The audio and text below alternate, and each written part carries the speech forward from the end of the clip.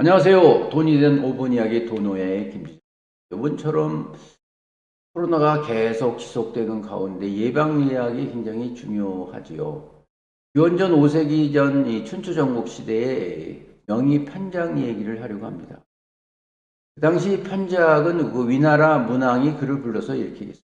듣자니 귀공의 형제들은 3명이 있다고 하는데 모두 의사하고 정말로 천하의 귀한 분이라 하는데 누가 가장 의술이 높은가 이렇게 물어봤습니다. 그럴 때 편작은 큰형님이 가장 높은 의술을 가졌습니다. 큰형님은 병세가 발작하기 전에 그 원인을 제거해서 병을 낫게 하죠. 그렇기 때문에 사람들은 무슨 병을 치료했는지 알 수가 없죠. 그래서 그렇게 명이라는 것을 느끼지 못하고 있습니다.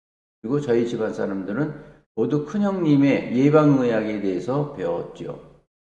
그러면 작은 형은 어떤가 물었을 때 편작은 작은 형님은 병이 생기긴 초기에 치료를 하죠. 일반 사람들은 그냥 작은 병은 스스로 이길 것이라 얘기하지만 이 작은 형은 작은 병을 관심 있게 봐서 치료하기 때문에 그냥 유명하다 봅니다.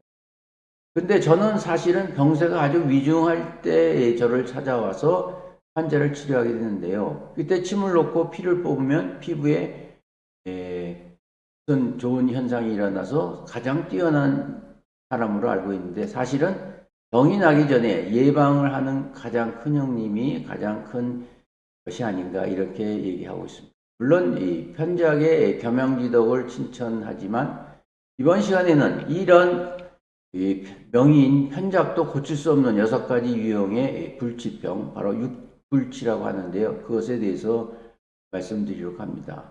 편작 열전에 나올 수 있는 불치병은 첫째가 환자가 교만하고 방자해서 내 병은 내가 안다 이렇게 주장하는 환자에는 병을 고칠 수 없죠.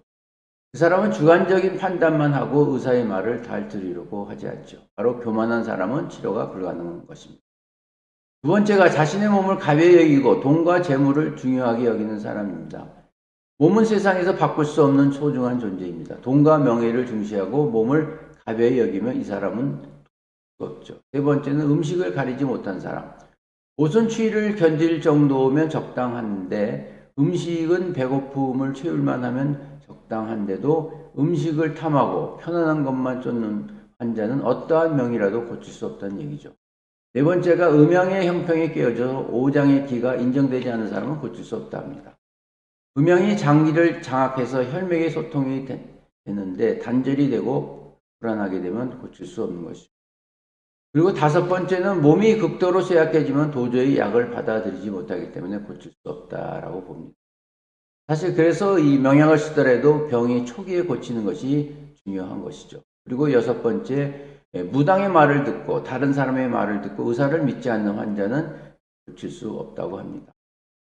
바로서 편작의 육불치는 난치병을 말하는데 이 중에 한 가지만 있더라도 병은 고치기 어려운 것이죠. 여러분은 어떠십니까? 일단 병에 걸리지 않는 것이 중요하고 병에 걸렸으면 의사를 믿고 그리고 그 원인에 대해서 고치려고 하는 그러한 노력이 중요하지 않습니까?